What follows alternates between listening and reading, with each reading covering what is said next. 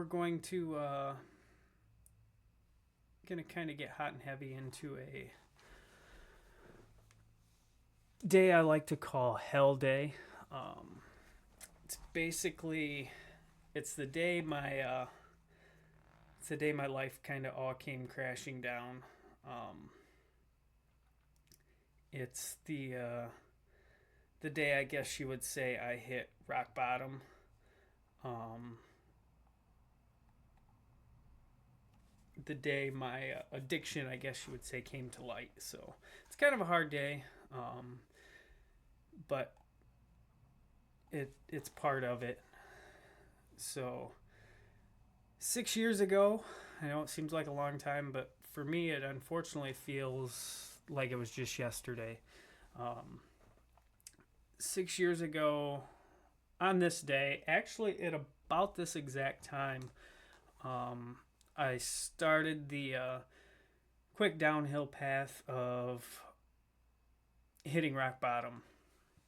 When I say I hit rock bottom, I hit bottom and I hit hard. This was the day that I quickly began to lose everything that I had worked so hard for. Um, Took years to get to this point and a matter of hours to basically lose it all. So it was a pretty significant day. So 6 years ago today, I was at a conference. Just so happened to be at Four Winds Casino in New Buffalo, Michigan, in the event center.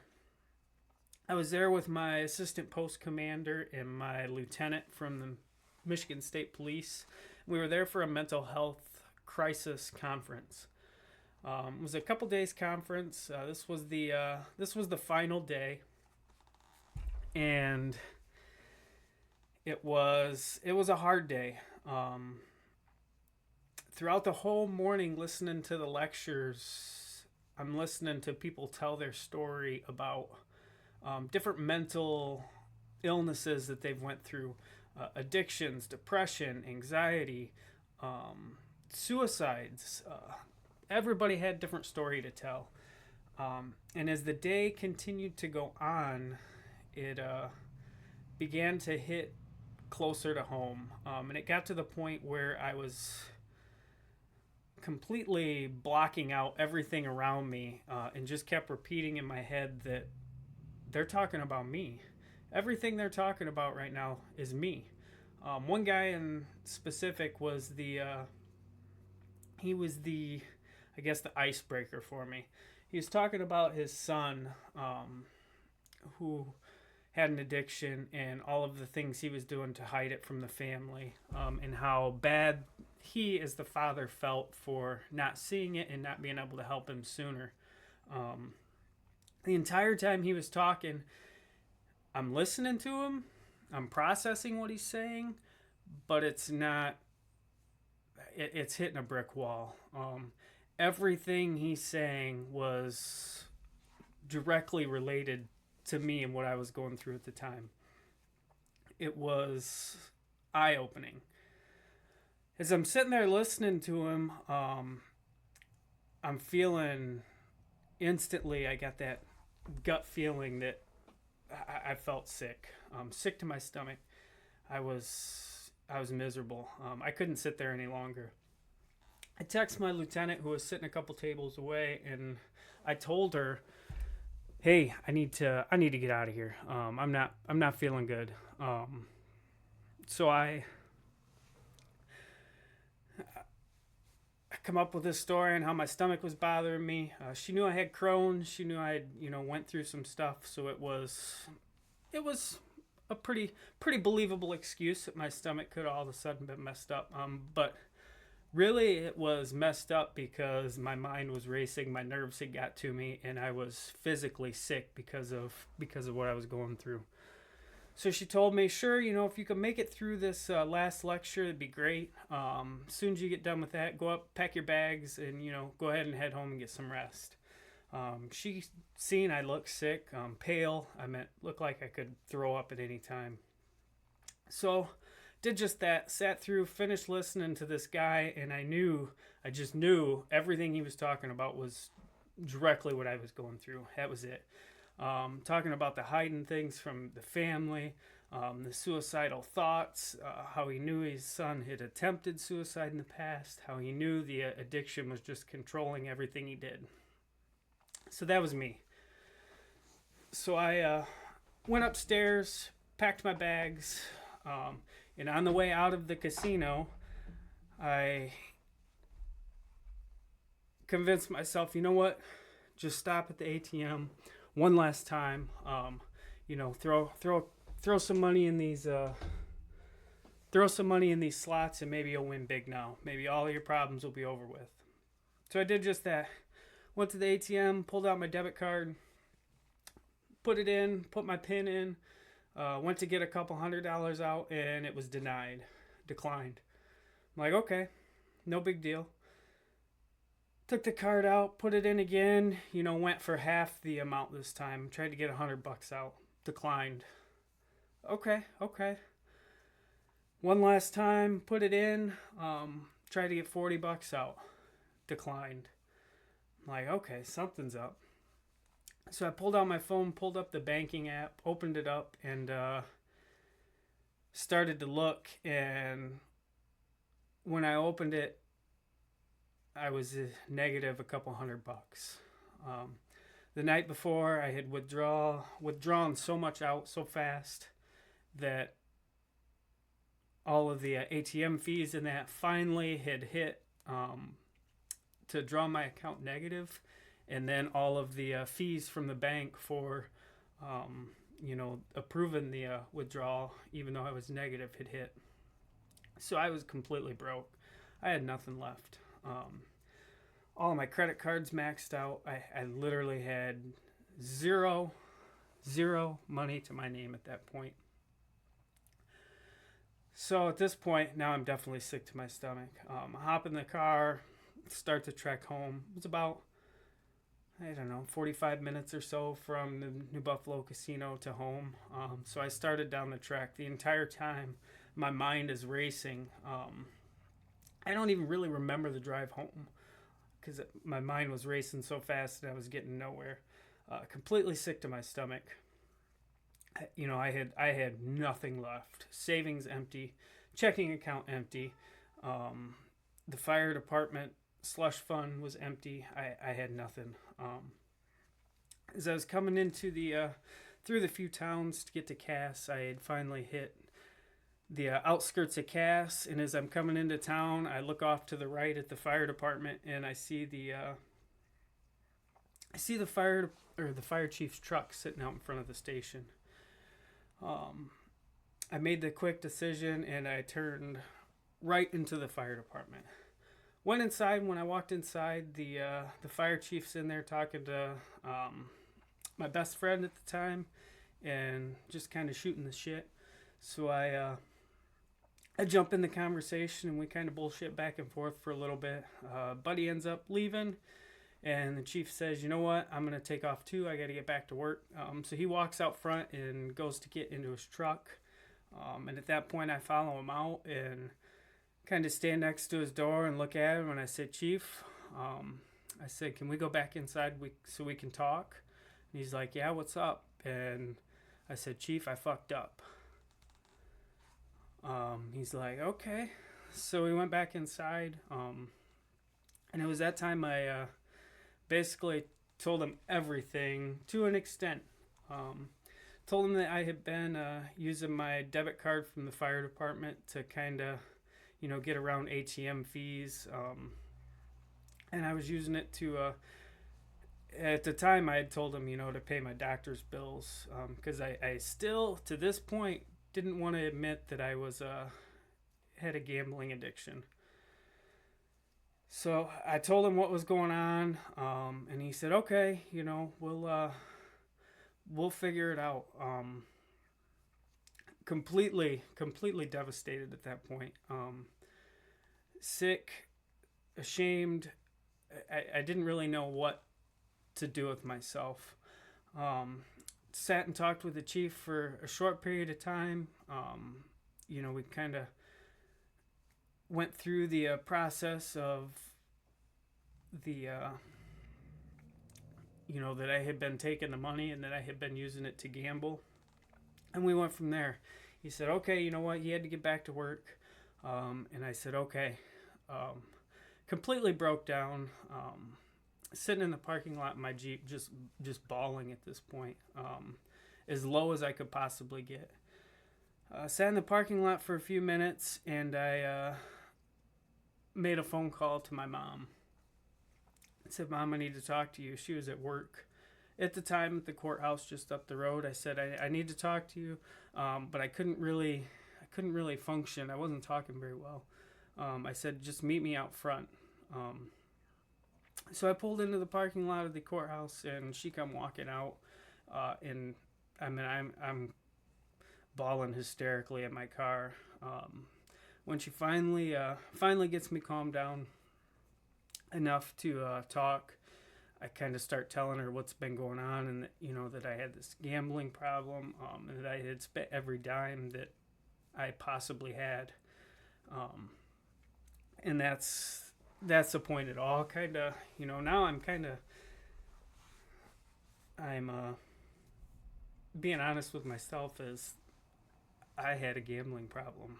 Still at this point, wouldn't really say that I had an addiction. Ashamed and embarrassed, I guess. I don't know why I couldn't own up to it, but it is what it is. So she left work. We went to my sister's house. It was later in the afternoon now, so I knew my dad would be coming in. I knew my sister was there, my brother-in-law, other family members were there. So we went to the house and sat down, and one of the hardest things to do is sit there with all of your family there, knowing that you have been doing wrong for quite some time, and owning up to some mistakes, and letting them basically know all about your addiction that you had. Bad enough to the point where I had nothing left, no money left, completely broke. At that point, we,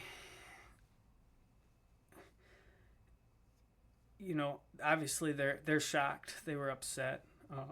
It was an awful day for everybody. I don't really even know how they were feeling. I can only imagine how they felt at the time.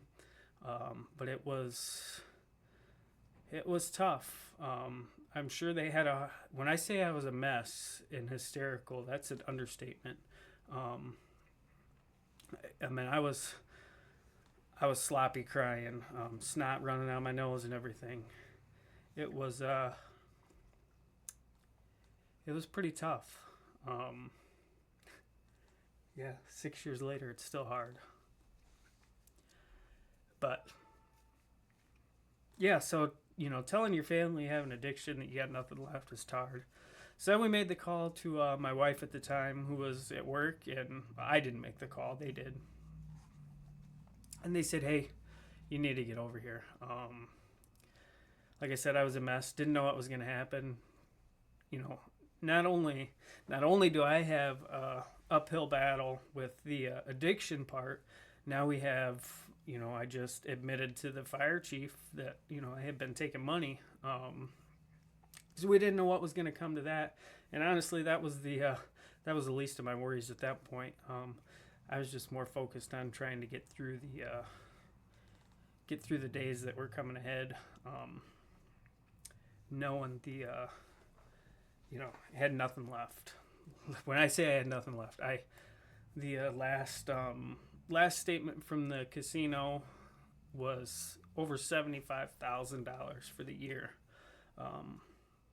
That was just about matched what I had made. So on top of paying bills and what the wife was chipping in, that was everything. I had nothing left. So we got through that day. That was a disaster. Wife, at that point, nobody would leave me alone. Not like annoying me, but like physically wouldn't leave my side, because I was that broken, that they didn't want me to hurt myself. At that point, nobody had really known that I had already had plans to do that. That I had thought that was my only way of getting out of the situation when it got to be so bad. But every time I would get to my spot to commit suicide, I would somehow end up convincing myself that, hey, maybe you need to go back to the casino. Maybe this would be the time you would win big and all of my problems would be over. But yeah, that wasn't the case. Really, honestly, if it wasn't for the addiction that I had, I probably wouldn't be here today. My mind was pretty fucked up at the time. I had seen some pretty gruesome things in a short period of time, and I was not processing it at all. Um, hidden hidden addiction is definitely a thing. You could probably talk to my family now. I talk to my lieutenant from the state police still to this day, and she tells me that she's seen the signs. She thought that I had a problem, but it just wasn't really talked about back then. This was 6 years ago. The stigma of mental illness, addiction was through the roof. It wasn't okay to talk about it. It wasn't okay to talk about suicide. It was kind of the rub some dirt on it, you'll be okay kind of thing. But that's not the case. If it wasn't for the family sitting there as yeah, the amount of support I got from my immediate family was pretty significant at the time. And when I say they were concerned about me, obviously all my firearms were gone and taken from the house. Not only when the state police came to take all of their stuff because I was suspended, my personal firearms were also taken because they didn't think I was going to make it through it. But we did make it through it. It was a long process, long uphill battle, and that's when people say when they heard about it, a lot of people didn't believe it. Heck, I didn't want to believe it. Didn't think that I could.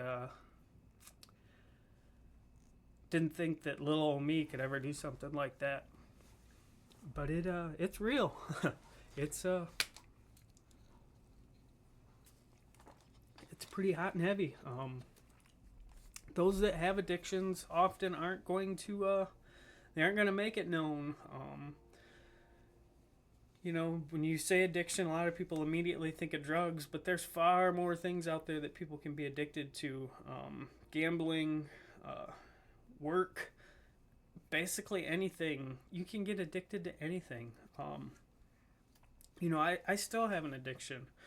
I just converted it from something bad to something good. A lot of people would say I'm addicted to the gym. I'm there every day for a couple hours a day, and I guess by definition that would be an addiction. But I can tell you it's hell of a lot more healthy than the one I've had before. When you go into recovery from an addiction like that, it's not curable. You're never gonna get rid of it. I still have those days. I wonder, like, hey, maybe go to the casino now. Will I win big? It's not gonna happen. I'm not gonna go to the casino, but it's just a way for your mind to cover the true problems going on. Try to cover the other mental issues you got going on. So yeah, so we get back to the hell day. It was truly a hell several months. Didn't get any better. Like I said, I was instantly, as soon as I as soon as I disclosed to the fire chief that I had been taking money, it wasn't much longer. The state police were involved. I was suspended without pay. Um, so now, not only do I have no money left, I have no money coming in. So if it wasn't for, family and spouse to help support me financially, I would have been ruined. And as every addiction comes crashing down, I slowly ended up losing pretty much everything. Completely destroyed what little relationship I had left with my wife and her family. Um, and the cards were not in my favor. Um, there wasn't much positive that happened for a really long time, except for the fact I woke up every day. That was about the only positive thing I had. I had extended family members turning against me. Not enough balls to say anything to my face, but commenting on all of the news, Facebook posts, and stories. Just sick, sick things. You know, Mind you, this is the first and really the only bad thing I'd ever done in my life was, you know, the money involved with the fire department for this addiction. Up until that point, I was pretty much known as the hometown hero. So to have all of these people, so when they tell you, that all the good you do doesn't matter, one bad spot on your record will cover it all. That's 100% true. I had up to this point, I had numerous life-saving awards from the state police. I had all kinds of major accomplishments in the town, and then in the matter of a few hours, that was all gone. Nobody remembered that. Even to today, it's you've seen post recent. It still affects me today. I've had some amazing opportunities since then. I would like to say, they were earned, and that I, put a lot of hard work in to get those opportunities. But some of them, it truly, I don't think it was earned. I was just blessed to, be given the opportunity and hopefully, do the best I can with it. I'm including my, my full-time job now. When all this shit went down, 6 years ago, I was pretty much told that I would never be in the public service again. But that obviously I've proved them wrong with that. Lots and lots of hard work to get there, but we've proved them wrong. So sorry, got off on a rant. But yeah, so getting back to that Hell Day, I got it in my phone. It's just that it's Hell Day. I don't know how to feel about today. I want to be proud of how far I've come. Completely different person today than I was back then. But it's still tough. Yeah, still embarrassed. Still ashamed. Still get sick. I'm sure. I'm sure people could tell you they've noticed some weird behavior the past couple of weeks. It's a tough time. I don't really know how to process it yet. So I'm glad. I'm glad that it's not just, another day in the calendar. I'm glad it's a humbling day, I guess, to realize how close you were to losing everything, and then, being blessed to be here today to talk about it. So yeah, that's kind of a breakdown of the 6 years ago today and why I call it Hell Day.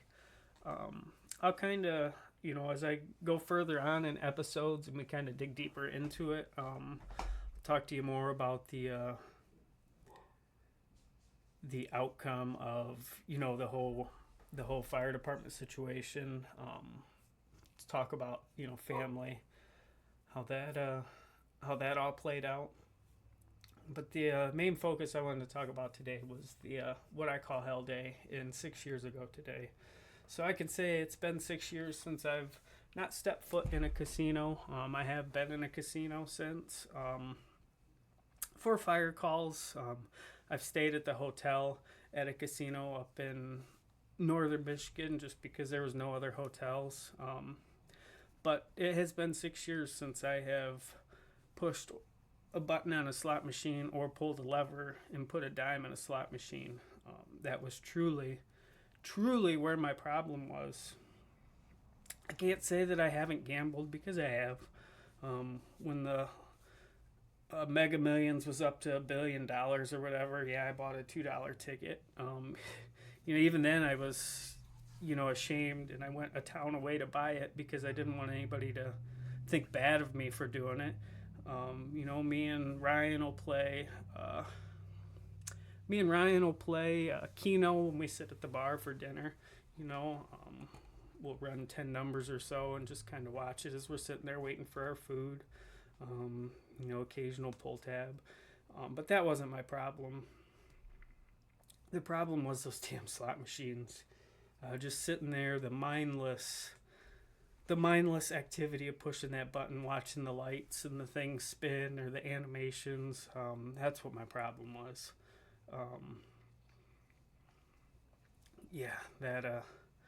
That consumed a couple years of my life and financially ruined me. And like every crumbling gambling addiction, lost my job, ended up, getting forced to basically, do something with my house. I couldn't afford it anymore, so ended up renting it out, which we all know how that went. Might as well have just lost it back then. At least somebody else could have enjoyed it instead of losing it to a fire. But that's a whole other episode. So again, I just wanted to kind of put out the my thoughts and feelings on what I call Hell Day, and I guess be proud that we're 6 years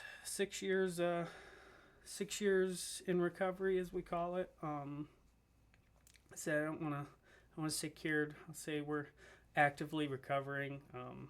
Definitely won't go back to the casino, so I'm not worried about it. I'm pretty sure I have enough people that would probably break my leg before I was able to walk into the casino if they knew it was getting to that point. So still today, I will not financially recover from this. I don't think I ever will financially recover from it. Between paying court fines, the bullshit little debts that I have, taking out those quick and easy payback loans. I think I have more people taking money out of my paycheck every week than I get to bring home. And I don't know that there's an end to that, but maybe one day. So hopefully I live long enough to see that day that everybody's paid off and I don't owe anybody anything. But that's all part of the old gambling addiction. So it's not just put the needle or drugs down and walk away. It's something you deal with for a long time. So again, I think I've rambled on long enough. Hopefully these lives go a little bit better. Gonna start doing it like this through Facebook, and then I'll post it afterwards onto my other platforms. I'll try and get a steady schedule set, but it's gonna be hard.